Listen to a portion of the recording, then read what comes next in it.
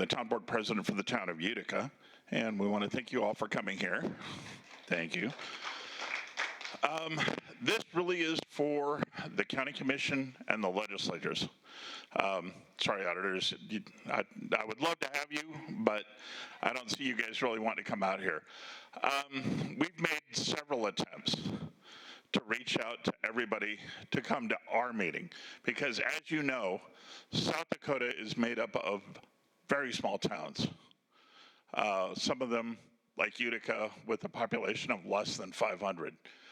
I went to the SDAT meeting this last winter, and one of the biggest questions, or the biggest comments that we got there was we don't see a lot of support at the state and county level. We don't get a lot of visits. We don't get a lot of people asking us. I just, by a show of hands, I guess, to wonder if I could challenge each and every one of you, if you actually make it, can we have you come to one of our meetings? I've been there, Rick. You have, Dan, you have. And I've been here again. I think one of the problems, Rick, is you guys meet on a lot of the small towns meet on Tuesday, usually at the same time we're in, and then I think you also meet on Monday when we have the GOP. So if we could work something out, I think we'd definitely be in there. But there's a conflict with the GOP meeting and the commission meeting. But yeah, I would come. I'd be glad to. And you know what? Something I'd like to see. I'll challenge you guys as small towns. Get a group of the small towns. Come in and visit us at the county. We'd like to hear you. We're trying. Okay. Remember when Mr. Marquardt mentioned Utica Jack? That was my uncle who used to live here. The ghost of Utica Jack will come and smack you in the middle of the night if you don't show up at these local meetings. I'm telling you right now. So that was kind of like the first opening question for our legislators here as well. Maybe we want to broaden that out a little bit, not just Utica, but our other municipalities here inside of Yankton County. Do we want to make that into an official question?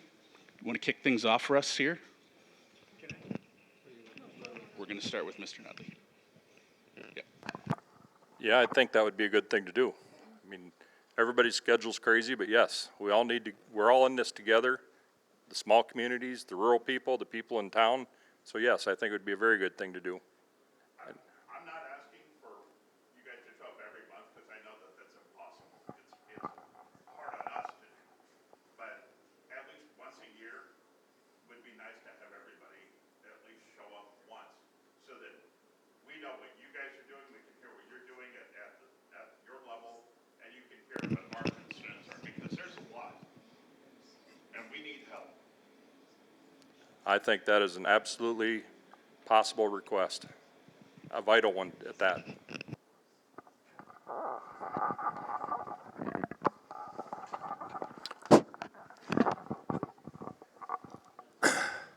I absolutely think that's a great idea, but I want to also say that just like Dan had mentioned, all the smaller communities would gain a lot by coming to our county commission meetings also. There's a lot of times where we're sitting there at the county commission meetings, there's two people sitting in the audience and not saying anything. So it's hard for us to know what's going on out in the small rural areas also. We know that Yankton County is an agricultural and a rural area, but at the same token, we need to hear you people come into the meetings and let us know what we should be looking at also. So yes, I think, I don't have a problem coming. We talked about this a couple weeks ago and I showed up unexpectedly at a meeting after the GOP meeting, but we talked about having plans there. But yes, I think that it's very important that we that you come in to visit us, but if we can schedule our time in to see you. And as a representative for the state of South Dakota, I think it's very important that at the state level that we try to roll some of that stuff down to the smaller communities also, instead of when there's infrastructure grants and things like that available. Thank you, John. We usually get 2 minutes. Sorry, we got one. You want 2 minutes of mine time? You could yield. I right? could, They I do could, that? I could yield, They do yeah. that at the house, right?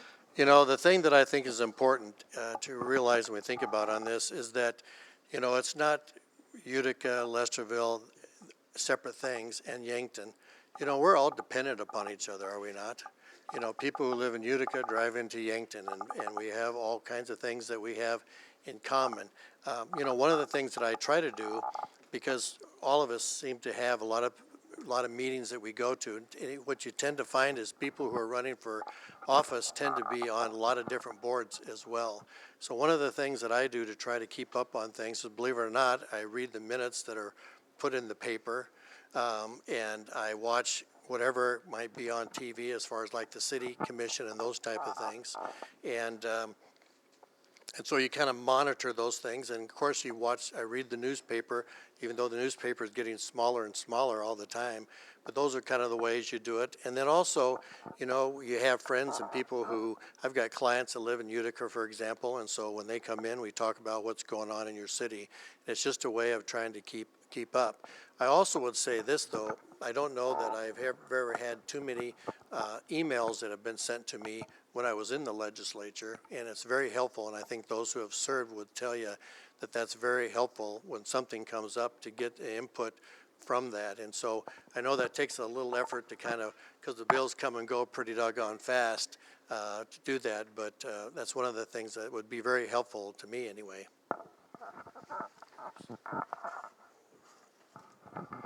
I'm like Representative Stevens. I do look at the minutes from the local communities, and I'll be very blunt here. Our small communities are the heartbeat of District 18. I have had more fun being state senator and going to these events that are in these small communities. I have been to, and I'll say this, last 2 years I feel like our small communities have been neglected when it comes to funding, grants, legislation that can help our small communities. I have been to the city meetings for Mission Hill so far, Irene, Wakanda, going to get to Utica, we'll get there. And so far I have received some great input on some things that are needed by our small communities. And so I'm if you want to know what one of my things on my list of what I want to accomplish this year in Pierre, it's paying attention to our small communities, because there are some needs. I know there's playground issues here in Utica. I know there's some in Irene as well. And so again, those are just simple things that can be done, but simple things on a big level, but small, but huge to small communities and what's being done. So. Thank you. Well, I'll come to your commission or your city meeting. You know, what I see here is that communication, and it's a two-way street. And I think it's been addressed. You know, feedback is very important. And when I was in the legislature, that was right there. But I'm also thinking outside the box. And I think in Yankton County, there could be more cooperative and more working relationships between the city of Yankton and all the rural counties that are, or rural communities that are out here. Because you provide a lot for the Yankton. You provide a workforce, you spend your dollars there. At the same time, we need to depend upon those communities for their existence and help to sustain them. And I think the common theme that I hear all the time is infrastructure, and I read your minutes too.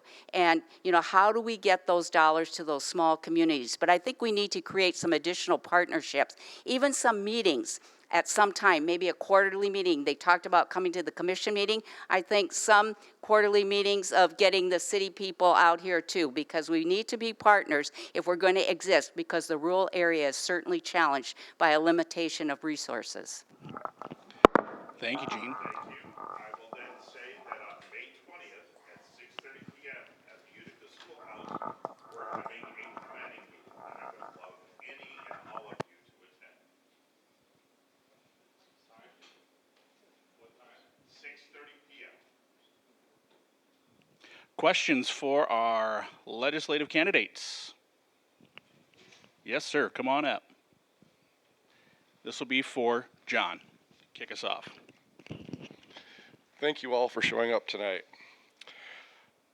Do you think that we, the people, who are continually having our personal information sold or shared via the internet or our phones, should be compensated in some way?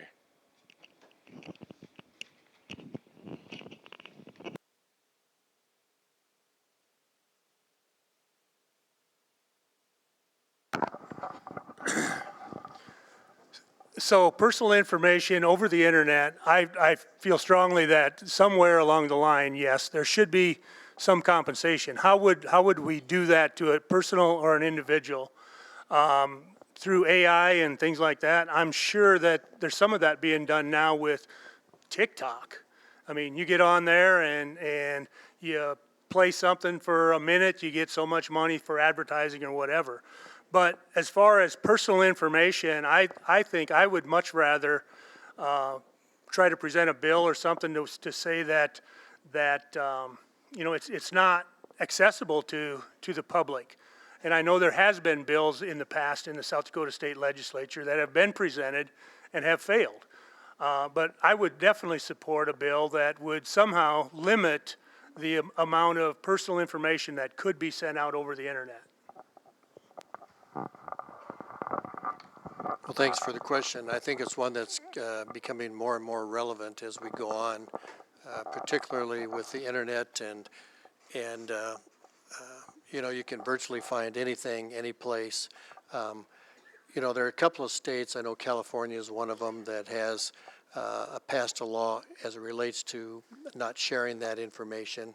I think I'll just tell you from a legal standpoint, that's a difficult thing to do to collect damages in that regard. It isn't, you know, when you have a claim like that, you have to prove two things. One, that somebody did wrong, and number two, you got to prove an out-of-pocket expense. And that's generally the second part, generally the hardest part to enforce. So then I think what you're really looking at is putting limitations on access to your information. First thing that comes to my mind is just your personal responsibility. If you don't want your information out there, don't put it out there. And I know, because I know there's people that have, you know, taken themselves away from the web, and just for that reason, they don't want their information out there. What amazes me is when on Facebook you'll have those questions where people will say, you know, give me, you know, list your 10, you know, personal information about yourself. You know, they'll have those questions like where you were born and how many siblings you have and how many people fill that out. It's like you're putting your stuff out there. So just don't be doing that. But again, I agree with Representative Stevens. It's like, it's such a sticky situation. I know there's been bills that have been dealing with it. And again, you know, to sit here and go, yay, I'm going to do a bill this way, or nay, I don't want to, you can't, because it's just a really gray area in how that all works and how that's going to, you know, work itself out. Thank you for the question, and I'm going to echo what they said. The one question I have in my mind is FTC, Federal Trade or FCA, Federal Communications. Is there anything that implies with that would prevent a state from doing? But the representative said there's been some legislation in California, so that would be my first question. Secondly, if we're looking at what's happening with young people, and now they're getting some prohibitions as to access for young people, maybe that's an example that we can learn from and look and see if we can apply something that for South Dakota that could do that, because parents are becoming very concerned. They're at the forefront right now as to what their children can see and have access to. Is that something we can learn from, that we could do something in our state? Thank you.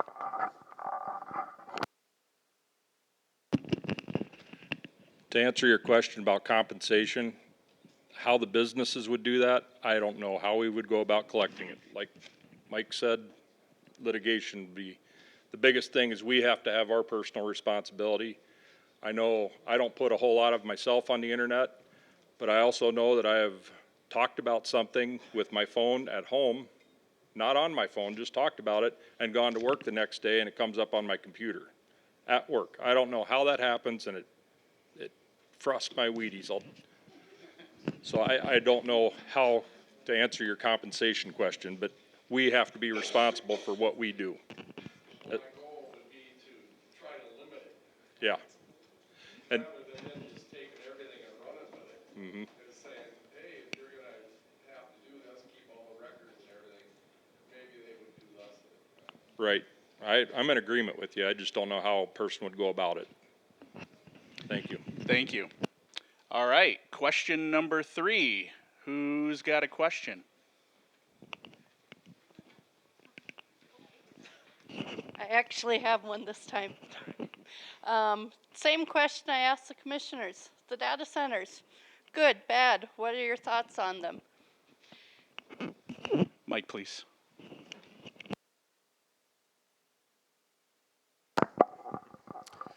You know, I think you have to start off with this question, is you don't start off with the answer of yes or no. I think what you have to do is find out exactly what the proposal is. And I think from the standpoint of when I look at these kind of things, I don't think the data center should be treated any better or any worse than any other business that comes in. You know, certainly one of the side issues when you deal with data centers, and as much as they're really the backbone of all this digital thing that keeps coming up and keep coming up, you know, whoever controls and whoever ultimately wins the AI battle is going to have a big impact upon us as a country. It's really interesting. The United States puts out about 80,000 engineers a year. China puts out 200,000 engineers a year, and so you know what they're working on. And so as long as we don't have, it doesn't cost us anymore, and they're treated like any other business, I think that's something to look at. But I also think it's a community decision. Yeah, it depends on what you're talking about, and I think with the county commission, it's very clear you have your smaller ones that are in our communities already, and we don't even know it. You know, what we're talking is the hyper data centers that are, you know, like down in Arizona, 16 football fields large, or the one up in Ellendale, which I have toured, very big. And so I think the biggest thing is no matter if it's a small data center, big data center, hyper, whatever it may be, is transparency. Because what we're dealing with in a lot of these communities is that there's agreements that are being made where the citizens don't know what's going on, how much water is going to be used, how much energy is going to be needed, things like that. And so we need to make sure that that there is, tax, how much tax breaks are going to be given out. And so I think no matter what, there needs to be transparency for the taxpayers, because you're the ones who will be living with it. You will be the ones who will be, if it's getting subsidized with taxes, you're the ones who are going to be footing the bill for as many years as they get their tax break. Rapid City's dealing with it right now. Transparency. They're fighting to have transparency on the data center that's going in out there. Thank you for the question. Again, from a viewpoint, a little bit of research I'm doing on that, there are different sizes, and I think that makes the difference, how much you need to use, they're going to use the water resources or whatever. And that's really a local control issue as to what that community wants, what do the people want, is that going to be a benefit for the community or is it not going to be? And I believe the legislature also passed a Bill of Rights that protects, as far as the financing goes, that those costs to do a data center or to use the resources, they are responsible for paying for those and not the individual landowner or property owner. And I think that's setting some precedents, it's setting some guidelines out there. But I think we have to be open-minded. But again, it's a local control issue. If a commission wants to approve that data center, gives you the opportunity to go and present before them as to what your concerns are. But we've got to look at what are the pros and cons and do a good analysis.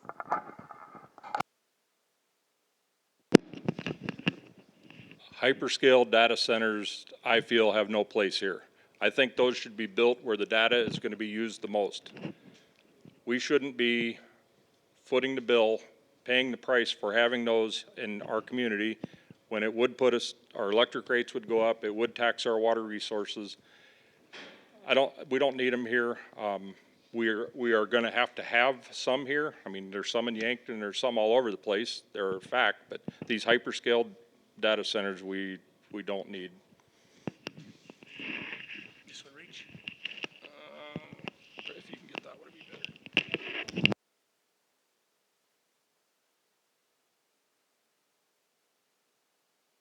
As far as data centers go in Yankton County or the state of South Dakota, I agree with Mike. Is we have to start at the very beginning and find out if it's going to work in an area. First of all, Gene said the legislators have already said the Bill of Rights for data centers, so that the data center coming here has got to pay for their own electricity, figure out how they're going to produce their own electricity, and supply their own water.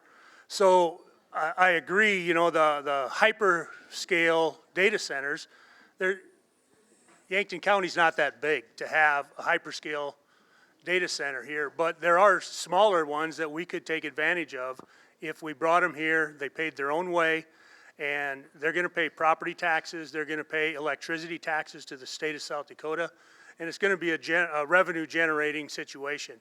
But it's gotta be good for the local community also, so. Thank you. Our final question. Anyone from the audience? We have not yet had to go to the Matt Michaels Golden Questions yet.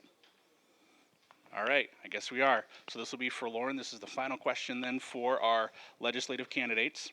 Do you believe education funding increases have translated into better student outcomes in South Dakota? Why or why not?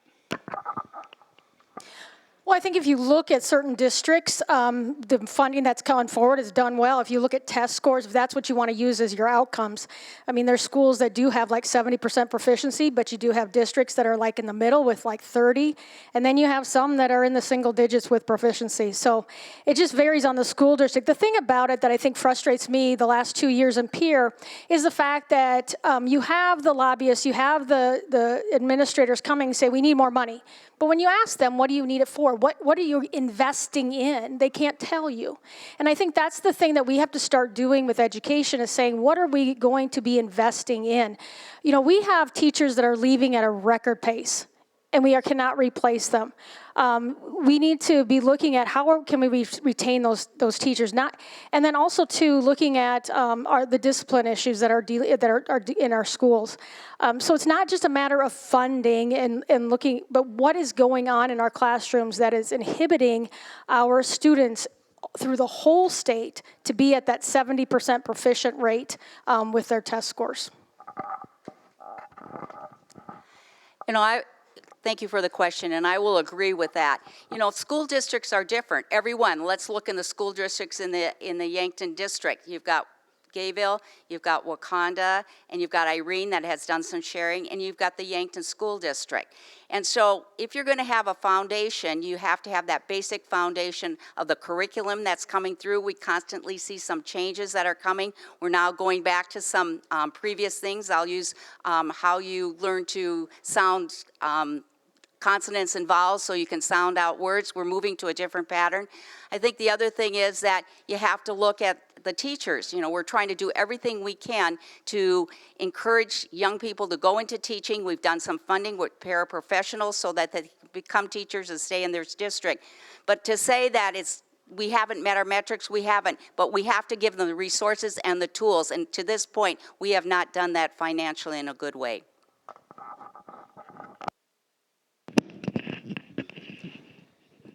So test scores have not increased due to increased funding. In the last 9 years, funding has doubled, but the test scores don't show it. The other thing I think is these curriculums that Gene was speaking about, it's changing constantly, and that I can't imagine trying to keep up. When my kids were in school, I didn't know what they were doing, how they were coming to the things that they were. I didn't understand the process to get there. And now my grandkids, well, I wouldn't even try. So I think we need to pick something, stick with it, because every time we switch a curriculum, it does cost a ton of money, new textbooks. Teachers have to go learn how to teach it all over again. And anyway, that's my thoughts on that.